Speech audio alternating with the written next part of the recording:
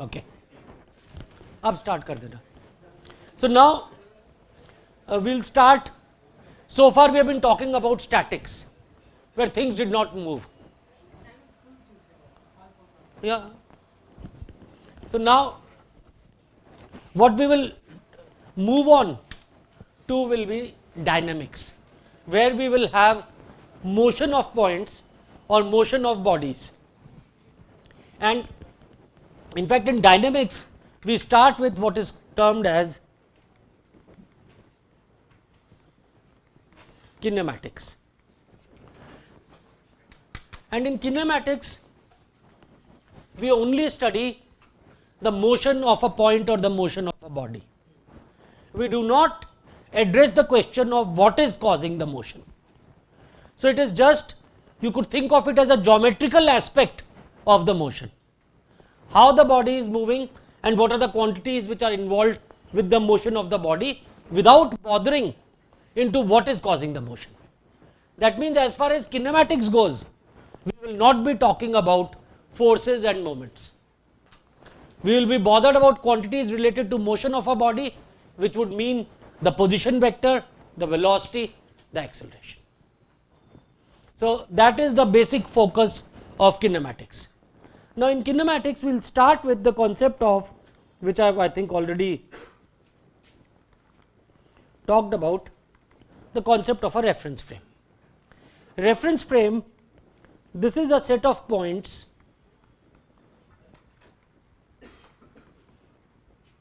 distance between these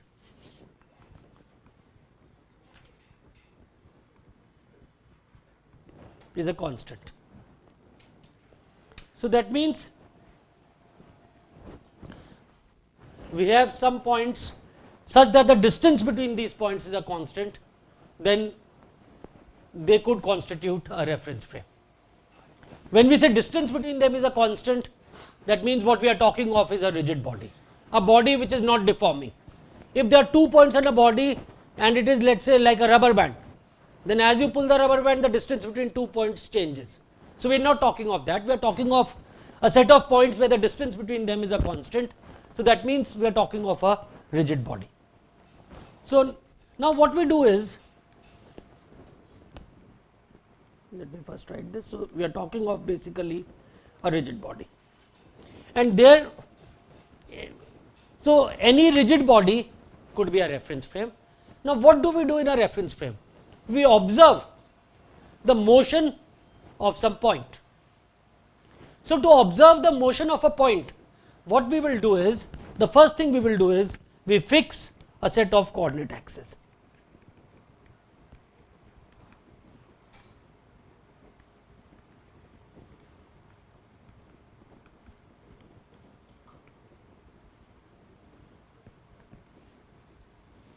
We fix a set of coordinate axes.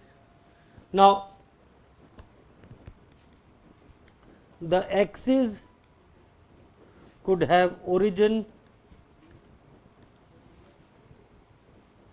anywhere in the frame and they can have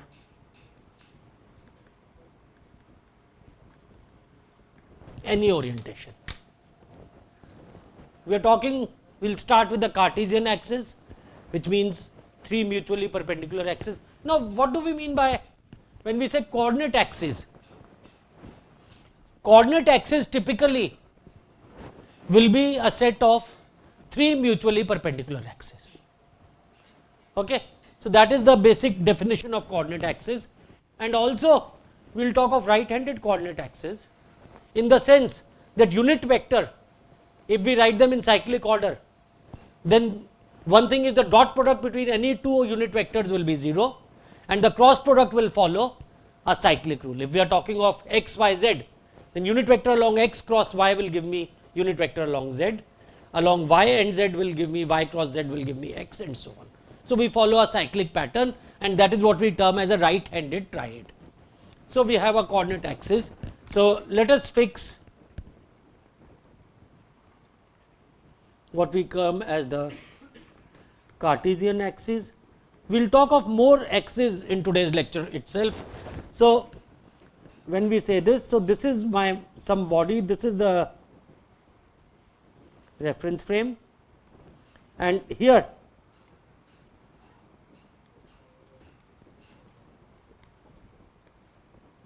I fix up 3 axes x, y, z, or so this is fixed at a point O,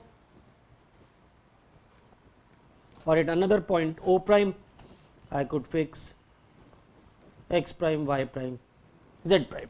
So, I could fix the axis anywhere, the origin is immaterial, only thing is that they are being fixed on this body, and the orientation of these axes also could be anywhere in space. Only thing is x, y, z have to be mutually perpendicular. Now, if these axes are fixed on the body, as the body rotates or travels, what happens to the axes? They will also move with the body, and if you are sitting on the body, you will not observe the motion or the rotation of these axes, because you yourself will be rotating with the axis. Okay. So, this is how we define Cartesian axis, and here if we have these x, y, z axes in the Cartesian axis,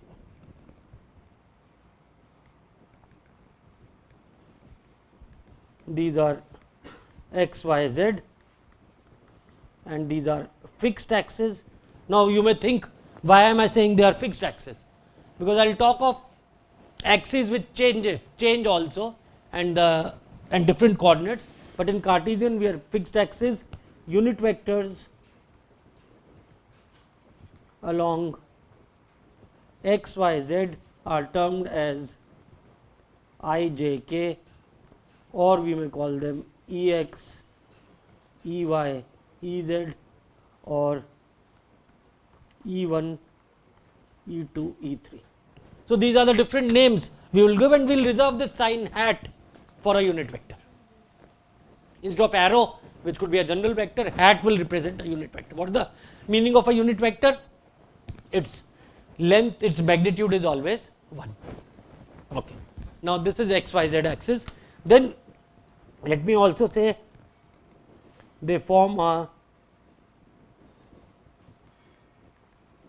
right handed triad. And what is the meaning of right handed triad? The two, first thing is Ei dotted with Ej is equal to 0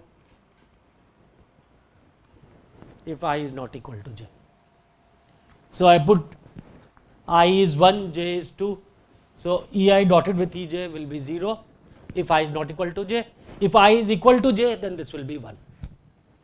Okay. I am not writing this because this notation has another meaning. When we talk of repeated index, sometimes that means summation.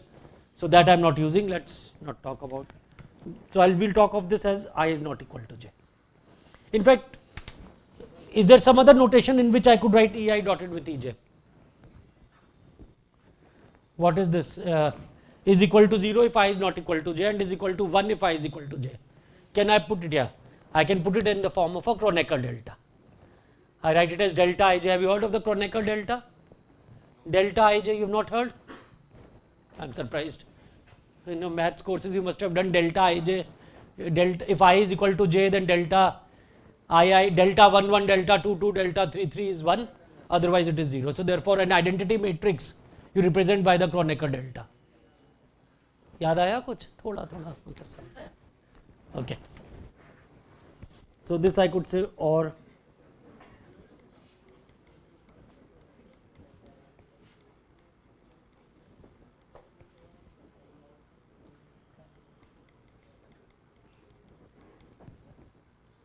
okay. The other thing is, in this right handed triad, in fact, the more important fact is Ei cross Ej is equal to Ek, where I, j, k are cyclic. That means 1, 2, 3. If we follow in this order, cyclic order, then I, j, k, if they are cyclic, then we have this, and is equal to minus Ek if I, j, k are anti-cyclic, and this is equal to 0 if I is equal to j. So, this is the meaning, these two things give us a right handed triad. The first one tells us the orthogonality, all the three of have to be mutually perpendicular. The second one gives us the sense of the cross product. Okay. So, now the aim of in kinematics, what we try to do, these were just some preliminary. In kinematics we study, let us first study motion of a point P. Now, this motion will always be studied with respect to the reference frame. You first of all will fix yourself on a reference frame, and from there you observe the motion of a point. And obviously, if you are in different reference frames, motion, different points could move differently. For example, if I look at this tree and I am fixed myself on the ground, I will not see the tree as moving. Whereas, if I fix myself on a car which is moving, then I will see the tree as moving in the opposite direction. So, therefore, obviously, these quantities when we talk of the motion, this is always dependent on the reference frame. We will not denote the reference frame often because it is obvious if there is only a single reference frame involved. Let us say everything is being measured from surface of the earth, then we don't keep on specifying the reference frame. But if there are multiple reference frames involved, then we have to be clear and we have to specify the reference frame. So, therefore, in most of these arguments you will see I will not talk of the reference frame because it is we are talking of all from a common reference frame.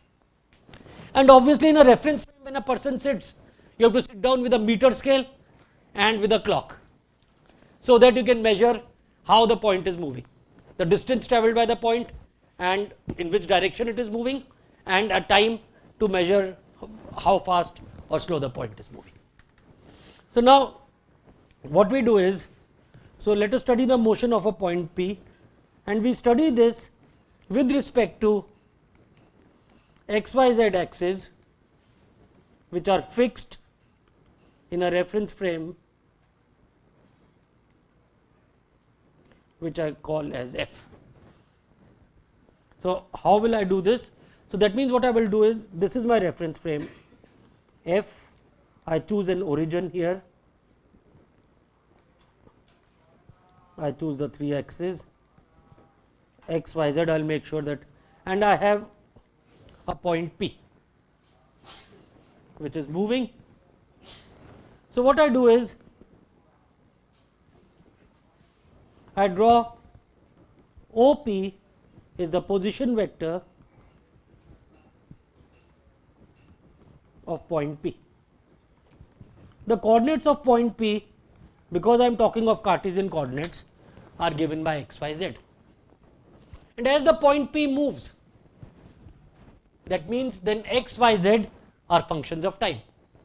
If the point P is moving, then we will have new x, y, z at new time. So, this is the position vector. And so, now coordinates of P are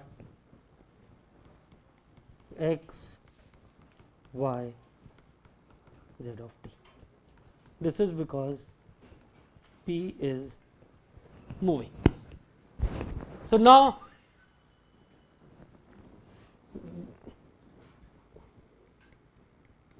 the position vector which we write as the vector r, how can I write this? I can write this as x I plus y j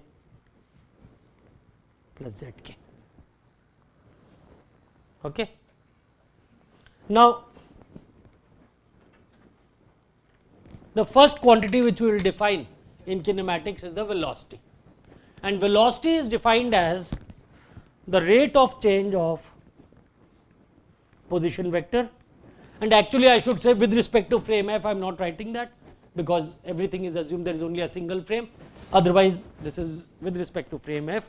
So, this is dr by dt, and what will this be? So, this will be equal to r at t plus delta t minus r at t divided by delta t limit delta t going to 0. This is how we define a derivative. So we take the vector r, and this is also we are learning how to differentiate a vector.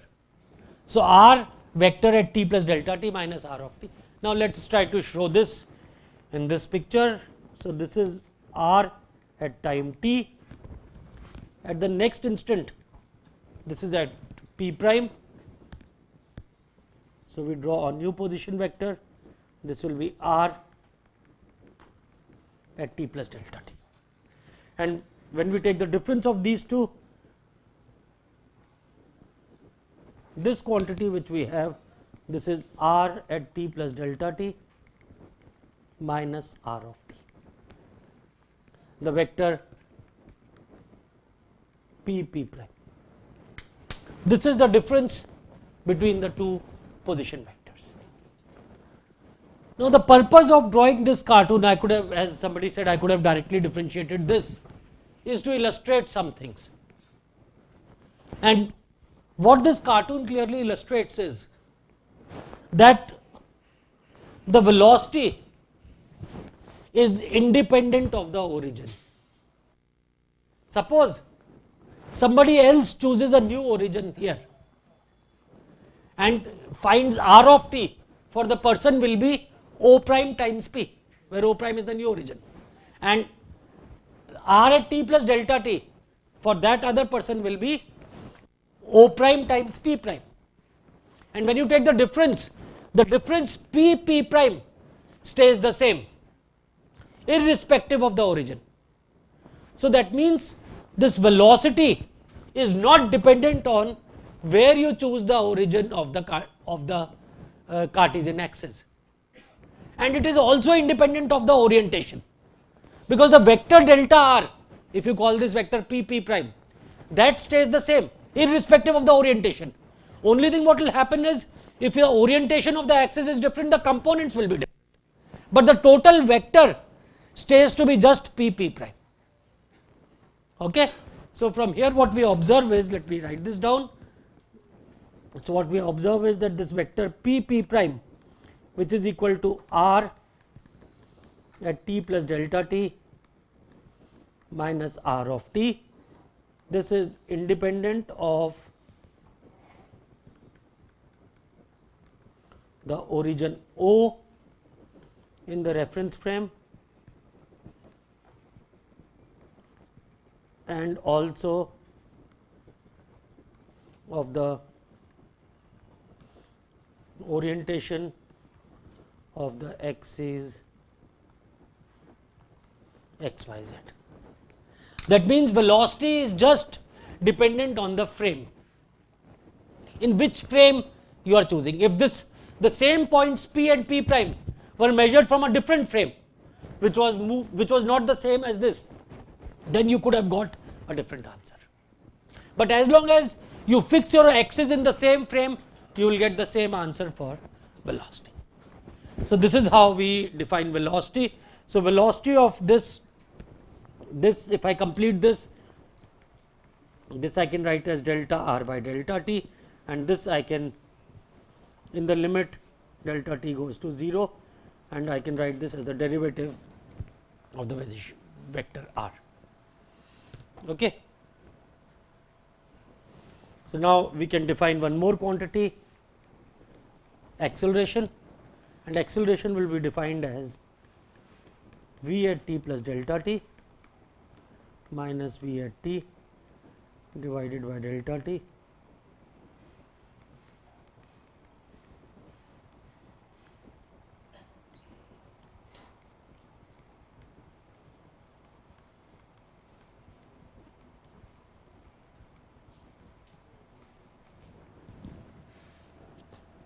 So these are the basic definitions,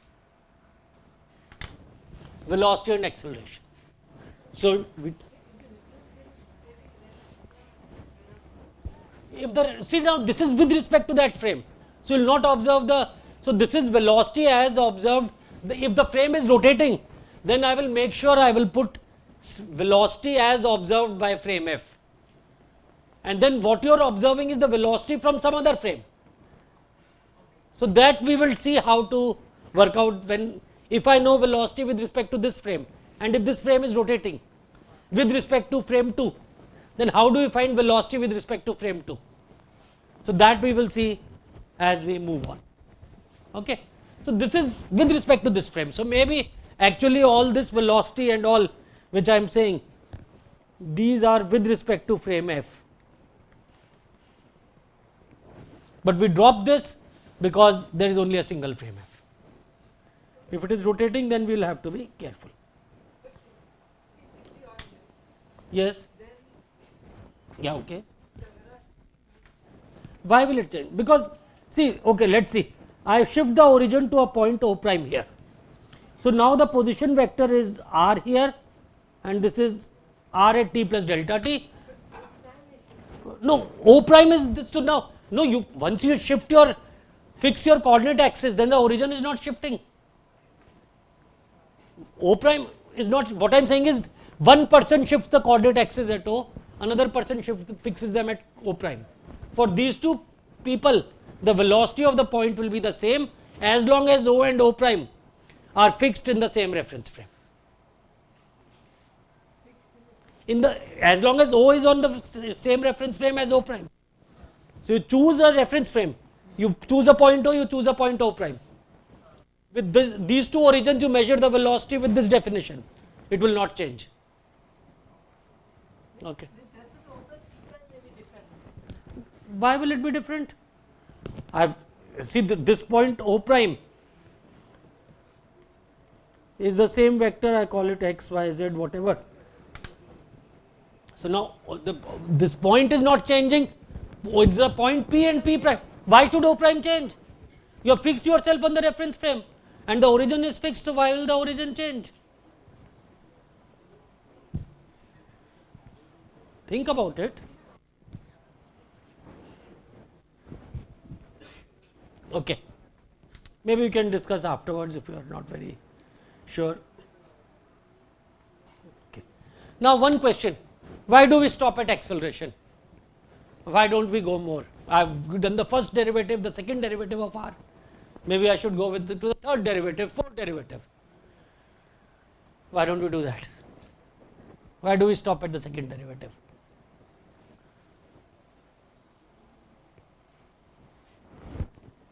That has to do with the dynamics. In dynamics, our postulate is that the force applied on a body is directly proportional to the acceleration. So therefore, we go only up to accelerations. Is the rate of change of momentum, and momentum is mass times velocity.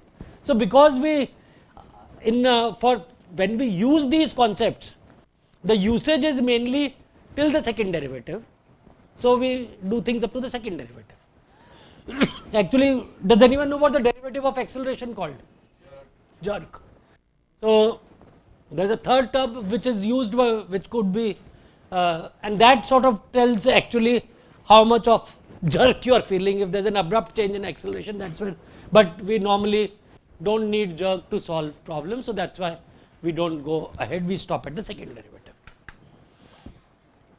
So now let's look at let us look at the kinematics, and we start with the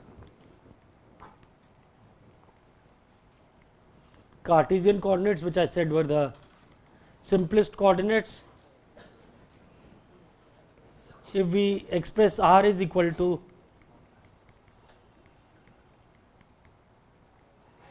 xi plus yj plus zk, x, y, z are function of time. So now here velocity, which is equal to dr by dt, and this I can write it as r dot. This will be equal to x dot I plus y dot j plus z dot k, because I, j, k are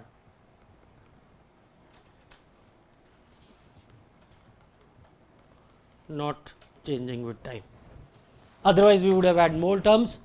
Actually, it would have been x dot I plus x I dot. plus y dot j plus y j dot plus z dot k plus z k dot. This is how this would have been, because this is a scalar times a vector, and then but because I dot, j dot and k dot are 0, so we get it in this form. So this is the velocity, and this we can write it as equal to Vxi plus Vyj plus Vzk. Can move here from acceleration, from velocity to acceleration, which is d2r by dt square, it is r double dot, and this will be equal to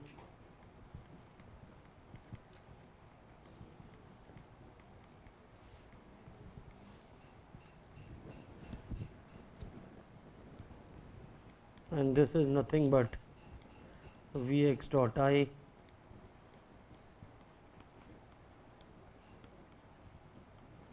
and this I can also write it as Axi plus Ayj plus Azk. And here what we observe is that in Cartesian coordinates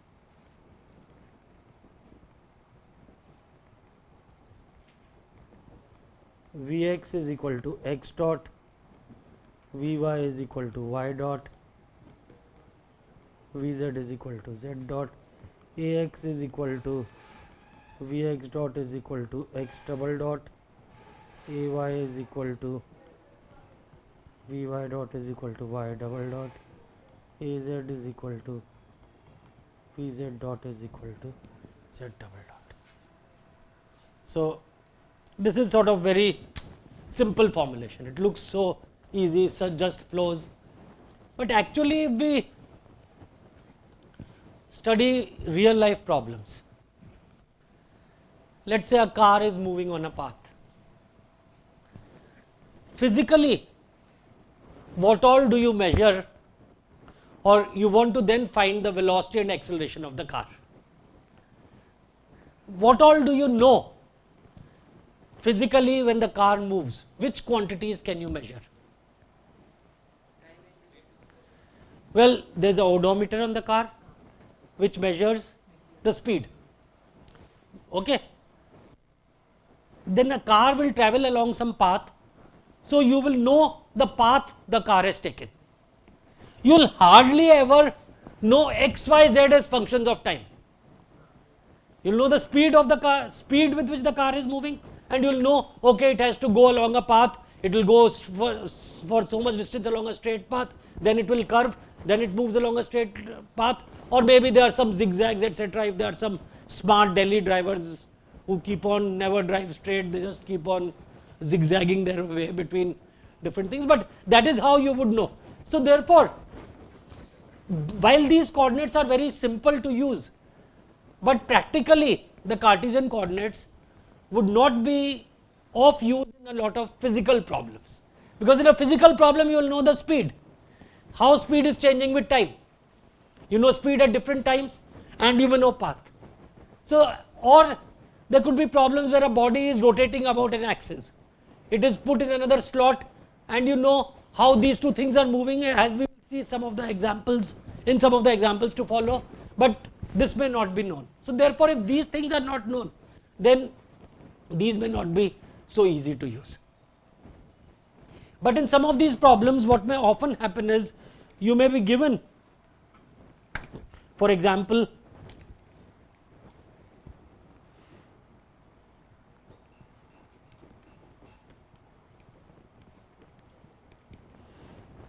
Cartesian coordinates, you may know if y is given to you as a function of x, that means again this is a path, the path is known to you. Then when you use these, when you use this, when you say y dot, how will you calculate y dot? Y dot will now become, now you have to use the chain rule. So we know y is a function of x, so the y dot is dy by dt, you use the chain rule, this will become, y is known as a function of x, so this will be dy by dx times dx by dt, so this will be dy by dx times x dot. So now if you know the speed or the rate of change along x. If you know x dot, then you can get y dot, and then you can get the velocity vector. Velocity vector will be what? X dot I plus y dot j. So for example, if y is given as a function of x and x is known as a function of time, and you have to find the velocity and acceleration, then you have to do things like this. Now, how do we find the second derivative here? While double dot will be d by dt of dy by dt, this is dy by dt of dy by dx times x dot. Let us do this. So, the first one, how do we differentiate d by dt of dy by dx? So, this will become equal to d2y by dx square times x dot, and then there is another x dot sitting outside, plus dy by dx x double dot. So, you have to be careful when you use differentiations like this, and this gives you y double dot. Now, the total acceleration is x double dot I plus y double dot j. So, then you can use these and then get to velocities and accelerations. Is this clear? So, this would be used when you know y is equal to y of x. So, then you use things like this. Now, one particular case which we are not doing in this course, I think your entrance exam has tested you enough, where Cartesian coordinates come is projectile motion. Projectile motion is a case where how do we work this out? Then there we know if the body is thrown, the only force acting on it is gravity. So, there what we have is, if y is the vertical axis, then y double dot is equal to minus g, and x double dot, there is no acceleration in the x direction. So, x double dot is equal to 0. You integrate them, and then you integrate them separately, and then if you eliminate time, you will get y as a function of x, and so on. So, all these things you have done, projectile motion will not cover that.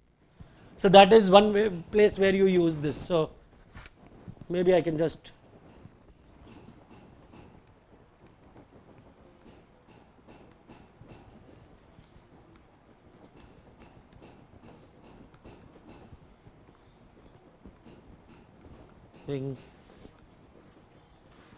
projectile motion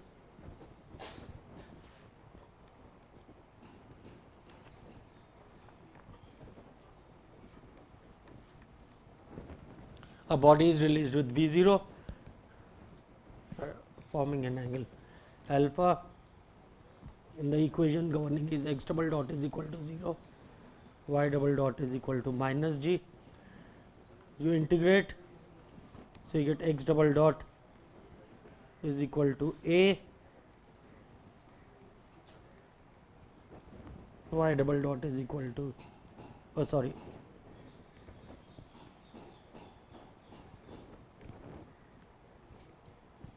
y dot is equal to minus g of t plus b, and integrate them again.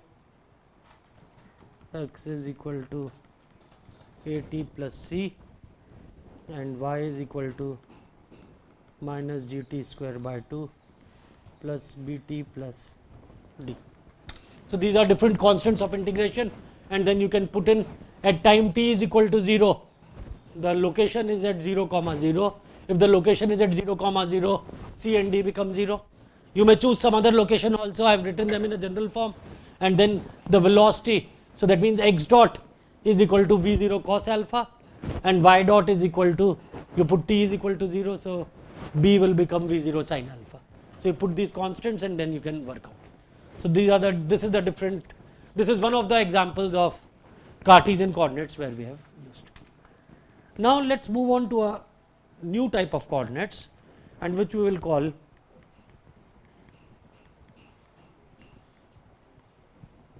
cylindrical polar coordinates.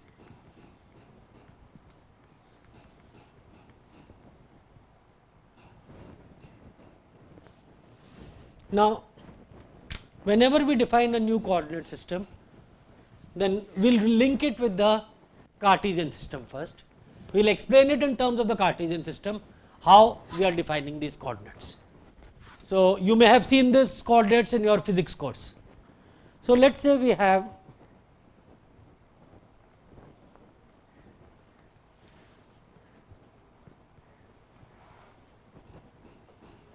our Cartesian coordinates x, y, z, and we have the point P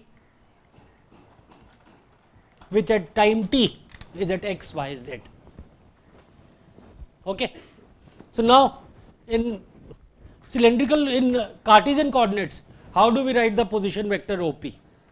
That will be xi plus yj plus zk. Now, let me define a new coordinate system. So, first of all, this OP is my position vector r, and we know how it is in terms of x, y, z. What we do is, the first step in this polar coordinates is, we drop down from P, we drop a perpendicular down on the xy plane. That means we come down by z, we just fall from P on the xy plane. So, we take here and we drop down on the xy plane. When I do this, let me call this point as P star. I am not calling it P prime because we have called P prime something else. So, now what are the coordinates of the point P star? X, y, 0. Now, what I do is I join OP star. So, P star we drop vertically on the xy plane from P, and this intersects at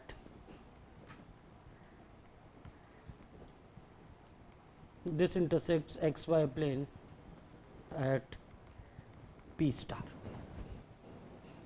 Okay. Now, we will do some definitions.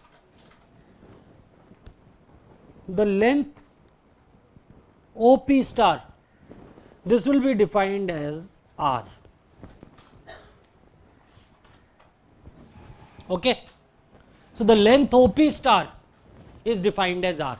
So, notice this r, what we are defining is not the scalar magnitude of the vector r. The vector r, if its magnitude we look, that will be equal to square root of x square plus y square plus z square, whereas the magnitude of OP star is what? Square root of x square plus y square. So, therefore, we are not, this is not the magnitude of vector r. Okay, OP star. So, this is note, this is not the magnitude of vector OP or r. Then the angle which OP star makes with the x axis, I call this angle as theta.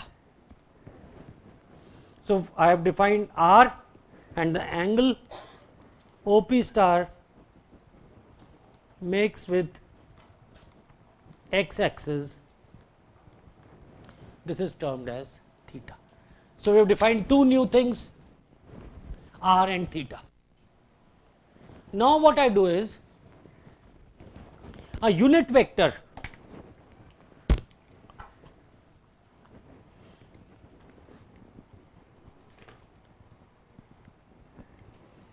along OP star, this unit vector I term as ER. So, along the direction of OP star, this is a vector, I choose something of unit length, one length, that is what I term as ER, a unit vector along R. And so, let me show this now by maybe a different color. So, a vector here of unit length is ER.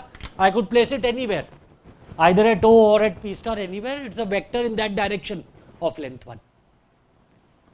Okay. So, this is my ER vector. Now, what will happen as the point P moves?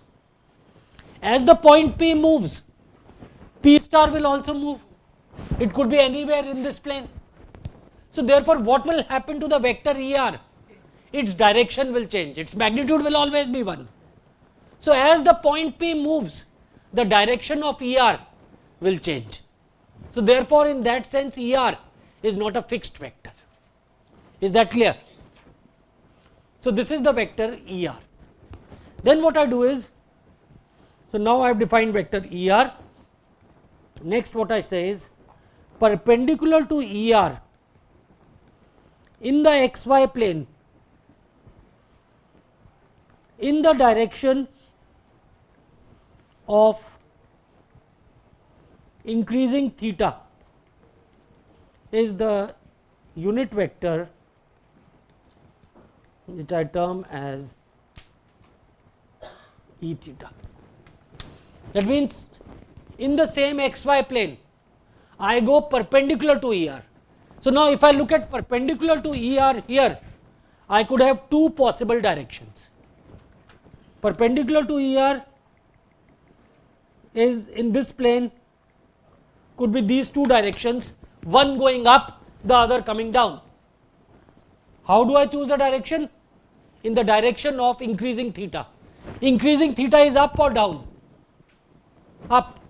So, that a unit vector along that direction, that means I choose up direction, and a unit vector here which is perpendicular to ER is what I term as E theta. Okay? And what we will realize is the z direction is perpendicular to both ER and E theta. So, therefore, a third unit vector in this case will be the vector along the z direction, which is the same as what we have called k, and we can call it Ez. So, the third unit vector here will be the vector which is perpendicular to ER and E theta, which we will call as Ez, and which is the same as k. So, the third unit vector completing the coordinate system is along z, and we call it Ez or k, same as k in Ijk. Okay. So, these three axes which we have r, theta, z, these are referred to as the cylindrical polar coordinates, and in this ER, E theta, Ez, they form a right handed triad. What is the meaning of right handed triad? ER cross E theta will give me Ez, E theta cross Ez is equal to ER, and Ez cross ER is equal to E theta. Obviously, the dot product relations are there, that x ER dotted with E theta is 0, ER dotted with Ez is 0, all that follows. So, this is a right handed triad. Now, to work this out, so now let us give some names.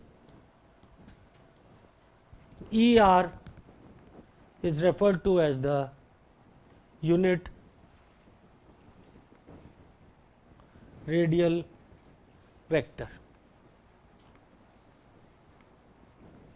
E theta is referred to as the transverse or circumferential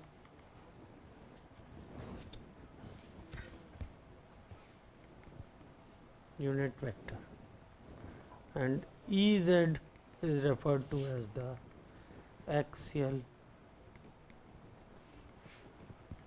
There is another name we give to E theta, sometimes it is also referred to as the azimuthal unit vector. So, these are different names, ER, E theta and EZ. Okay. Now, can we relate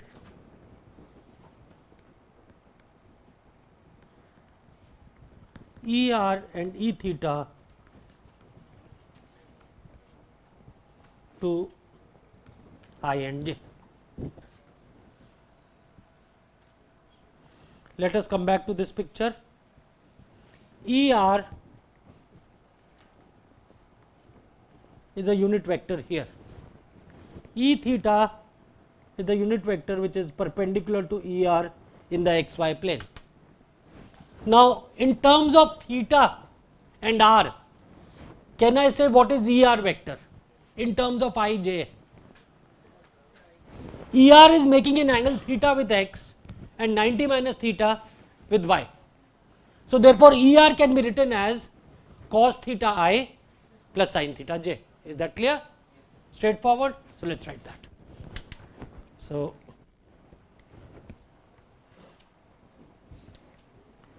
ER is equal to cos theta I plus sin theta j. What is E theta now? If I look at E theta makes an angle of theta with y, okay, and 90 minus theta with minus x.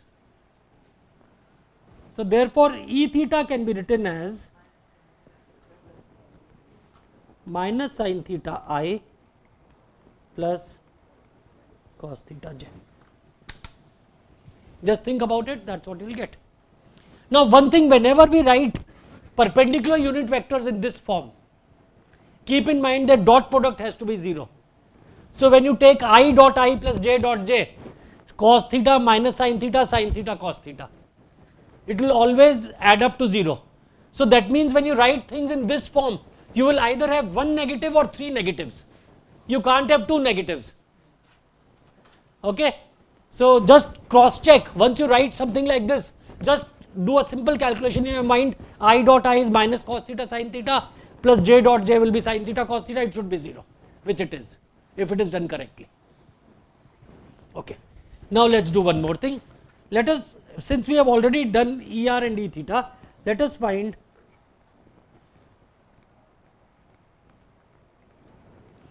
what is dER by dt. Let us take the derivative of this vector with respect to time. Now, as the point P moves, what changes? R changes, theta changes. Unit vectors I, j, k will not change. So, now when I differentiate this, theta could change. So, the dER by dt will become minus sin theta, theta dot I plus cos theta, theta dot j, and this becomes theta dot multiplied by minus sin theta I plus cos theta j, and this I can write it as theta dot multiplied by E theta. So, what I get is dER by dt is equal to theta dot E theta. Okay. Straightforward. Next, let us do the derivative of E theta.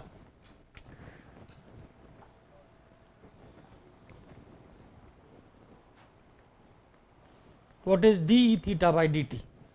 This will be minus of cos theta, theta dot I minus sin theta, theta dot j. This is equal to minus of theta dot common, cos theta I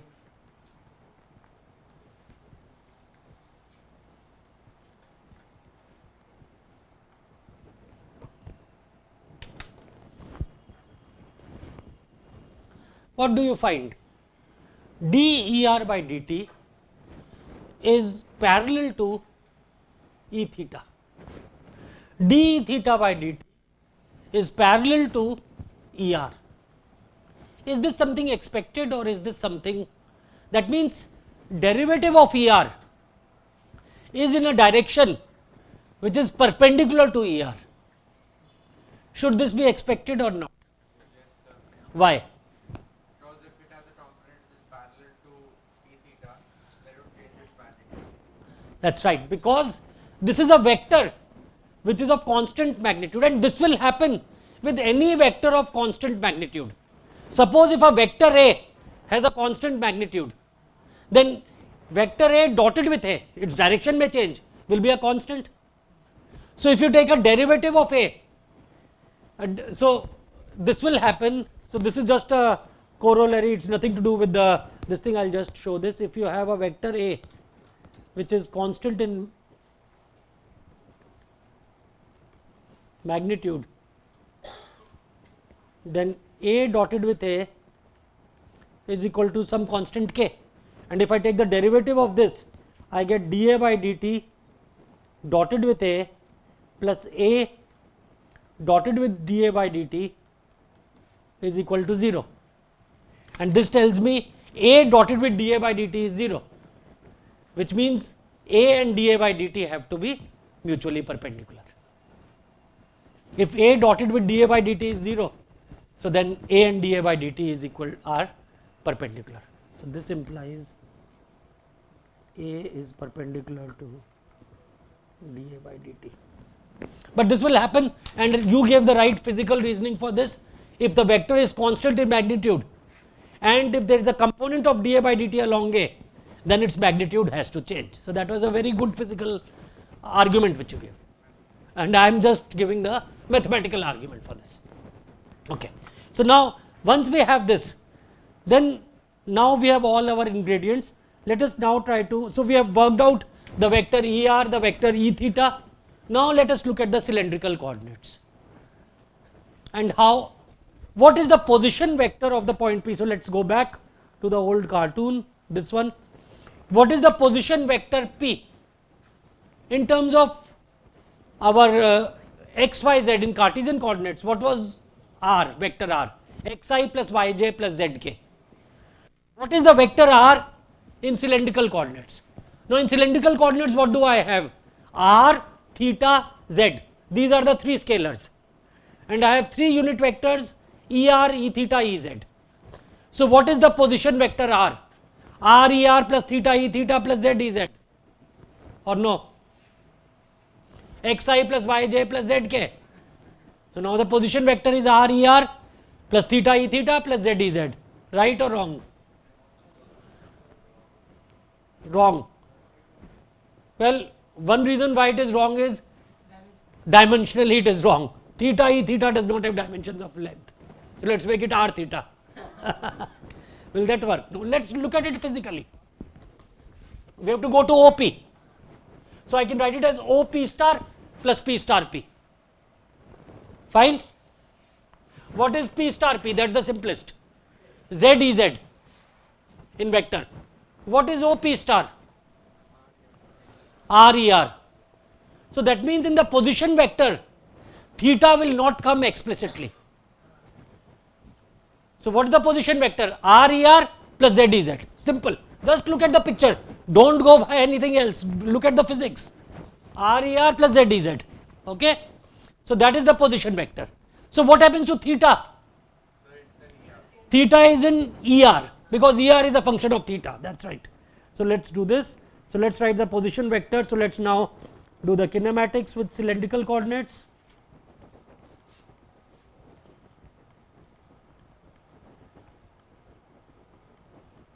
Coordinates. So position vector R is equal to R ER plus Z Ez. So now we go to the velocity. I'll start on this page only. Let me write this again.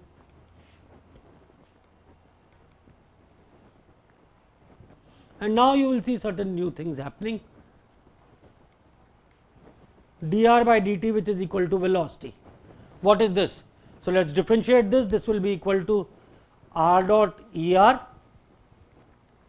plus r ER dot plus Z dot EZ plus Z EZ dot. Okay. Now, R dot ER is R dot ER. What is ER dot? ER dot we have just seen. ER dot was theta dot E theta. So, plus R theta dot E theta plus Z dot EZ. EZ dot is 0. So, this is 0. So, that is what we have. R dot ER plus R theta dot E theta plus Z dot EZ. So, these are the velocity vector. So, that means what we have is V sub r is equal to r dot, V sub theta is equal to r theta dot, and V sub z is equal to z dot. So, that is what we have.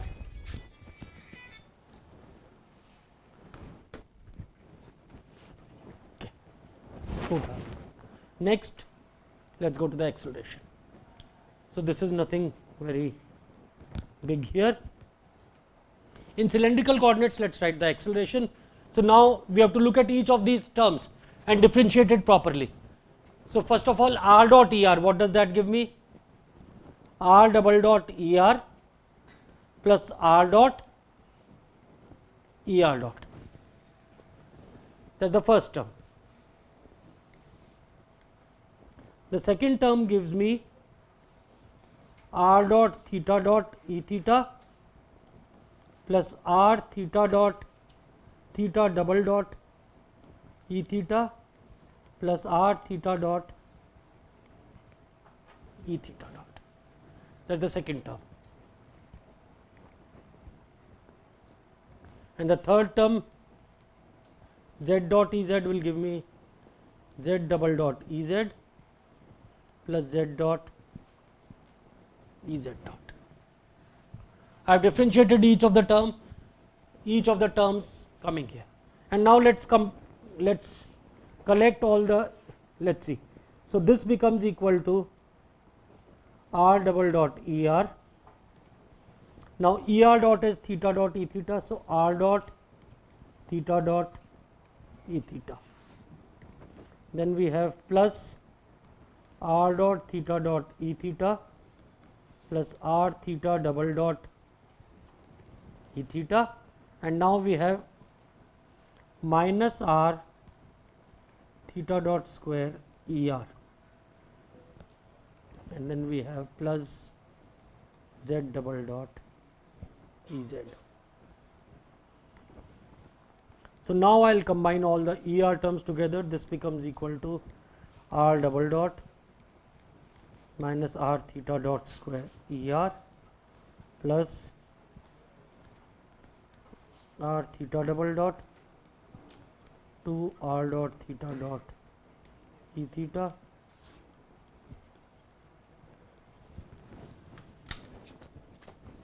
so I do this, and then this is what I get. I just differentiate these. So, what I now get is the r theta and z components of acceleration. I get a sub r is equal to r double dot minus r theta dot square, and clearly this is not equal to r double dot. A sub theta acceleration is r theta double dot plus 2 times r dot theta dot, and this is not equal to theta double dot or r theta double dot. A sub z being the same old good old thing is equal to z double dot, and this is equal to Vz dot is equal to z double dot. Okay. So, this is what happens in cylindrical coordinates when we write. Now, once again let us keep the picture in mind. We have a point P which is moving. You take the origin, from origin you make the vector, you drop it on the xy plane, then the movement of this point in the xy plane gives you the movement of, gives you the positions r and theta. Okay. Now, so that means how one has to look at cylindrical coordinates is, it will always, so if we try to, this is the basically theory of cylindrical coordinates, but let us see how to use these in practical problems, because so in cylindrical coordinates we have these coordinates in this form. Now, so in some problems what you will find is, So these expressions will be given. now there could be two type of problems. In one problem you need to use these, then they will be given. Maybe I will ask you to derive this, a 2 mark or 3 mark question in the lecture, in the exam. You are asking again, given you are asking for the exam, I assume. Yeah, so if that is so, then if I ask you to derive, then I will say, okay, derive this, then again it will be given. So, yeah, as long as, see, if you solve 3 or 4 problems, you will remember them. But, and also I will tell you a way of remembering it. So, let us see, but before that, let us see. In some problems, what you will find is, you will find that r is given as a function of theta, and z is also given, let us say, as another function of theta. Or in some problems, you will find only z to be given as a function of theta, or in other problems, only r to be a function of theta, z is some independent quantity, which may or may not depend on theta. Now, when you have things like this, then once again you have to be careful when you calculate r dot will be equal to df by d theta times theta dot, and z dot will be dg by d theta times theta dot, and r double dot, this is where the, this will be d2f by d theta square times theta dot square plus df by d theta times theta double dot. So, keep in mind you have to differentiate each of these terms when you get to the second derivative, and similarly z double dot will be d2g by d theta square times theta dot square plus dg by d theta times theta double dot. So, this will have to be kept in mind. Now, before I move to the type of problems, let me just specify. Suppose if you have, if a point moving is moving in a circular path of radius r, and the origin is at the center. Let us first do this problem with origin at the center. So, now this is, so this is basically cylindrical coordinates in a plane. There is no z component. In a lot of problems you will come across cylindrical coordinates with no z component. There may be a z component, there may not be one. So, now if this is the situation, you have a particle moving on a circular path. So, now if this is the point P, now let us try to see. What we have shown is that velocity is equal to r dot er plus r theta dot e theta. Now, how will you find er? Er is the vector in this direction. If this angle is theta, this is how we will draw er and e theta. I join O to P, er is the vector along OP, e theta is perpendicular in direction of increasing theta. Now, what do I get for velocity? R dot er plus r theta dot e theta. Now, if it is moving in a circular path like this, what is r dot? So, r is always in this constant equal to radius r. So, that is equal to constant. So, therefore, what you get is the velocity is equal to r theta dot e theta. The same common sense knowledge which we know, we call theta dot as omega. So, velocity is equal to r omega. No change here. Okay. Now, I do the second thing, acceleration. I put in the formula r double dot minus r theta dot square er plus r theta double dot plus 2 r dot theta dot e theta. I am not copying it. Once I solve 2 or 3 problems, I remember this. Okay. So, now let us try to see. In this circular motion problem, what is acceleration? What is r double dot will be 0. So, this will become minus r theta dot square er, and this term will become r theta double dot e theta. And this is the same as we know if a body is moving in a circular path. The acceleration has two components, r omega square inwards. So this is r omega square, inwards means minus er, and plus r alpha. Alpha is nothing but d omega by dt or theta double dot. So what we know of typical circular motion is obviously followed by this. It had to. But now let's look at the same problem, and now in this let me use a red color. Suppose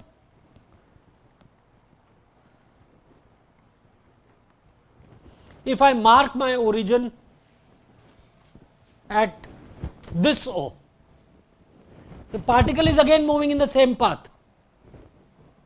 But now if I shift my origin to this point, that means er and e theta are being measured with respect to this. So now what you will see is this vector OP which I draw, a vector in this direction, this will be the ER vector.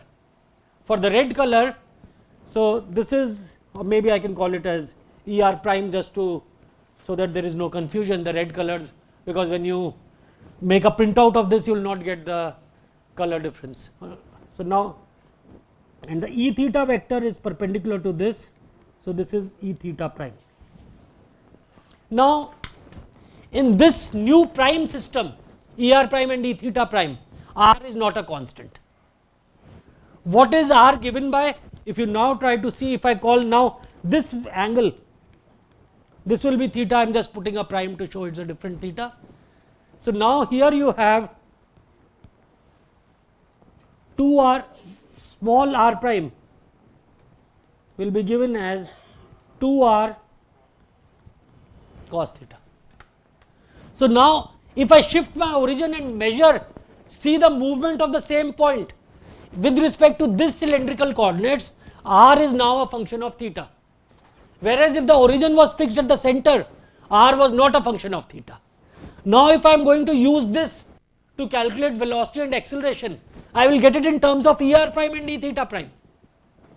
Okay, and then when I use this, now when I differentiate this, then r dot will not be 0. R dot will be minus 2r sin theta times theta dot, and similarly theta dot and theta double dot, and then I will work my accelerations like this. Okay. Now obviously if this thing is moving in a circle, and if it is something as simple, if there is no other physics involved, I would like to fix my coordinates here. When would I like to fix my coordinates here? Let me show that. Why do I take the second coordinates? Suppose I have, it could be a problem of that, or let me suppose there is a circular path here and I have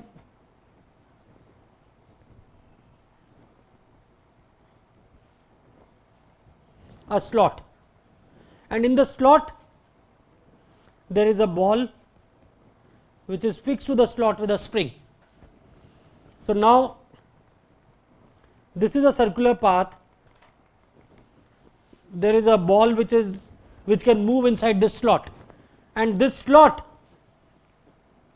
is rotating with angular velocity omega and angular acceleration omega dot. So this slot can move like this. In the slot we have a ball which is kept, and the ball will now trace this circle. Now in this case, what I will provide to you will be omega and omega dot of this rod. This rod is moving with certain speed, and now if I want to find velocity and acceleration of this point, a convenient way to do this problem would be to use cylindrical coordinates with this point as the origin. I could still solve the problem with this point as the origin, but then what I would have to do is I would have to find the relation between this angle and this angle, and then which is just a twice, you will get it as twice, and then what you will have to do is relate the omega to the rate of change of theta dot. If you can do that, it's fine, but otherwise if you are using cylindrical coordinates, then all you have to do is just write your formula. You write small r. Now is equal to 2 radius times cos theta, and so now if I am to solve this problem, omega and omega dot is given. If this is theta, this radius is r, then the first thing I would do in this problem is to work out, I will say small r is equal to 2r cos theta. This I will get from geometry. Then I will say r dot is equal to minus 2r sin theta theta dot. R double dot will be minus 2r cos theta theta dot square minus 2r sin theta theta double dot. This is r dot, and then I will put theta dot is equal to omega, theta double dot is equal to omega dot. And now once I do this, all I have to do is plug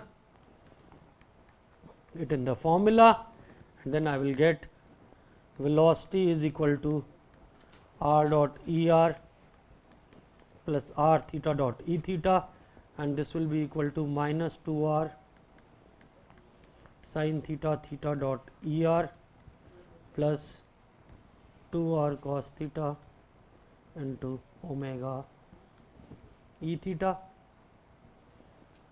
So this is I will get the velocity, and to get the acceleration I will just put in the formula again, r double dot minus r theta dot square er plus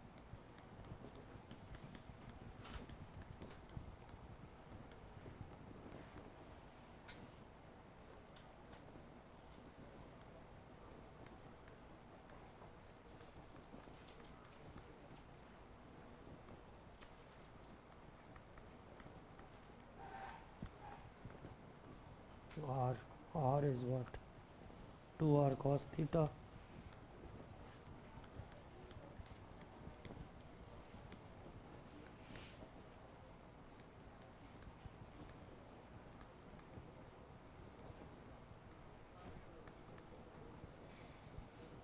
r dot is minus 2r sin theta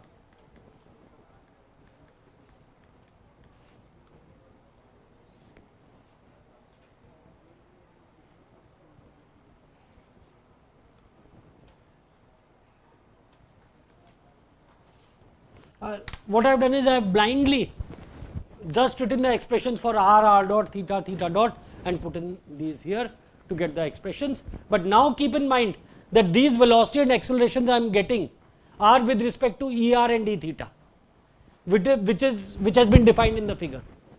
So then I can get the velocity and acceleration like this. So this is one example of a problem where we can use cylindrical coordinates and find the velocity and acceleration. I will do maybe one or two more examples, and then in the next class we will see path coordinates. Okay, thank you.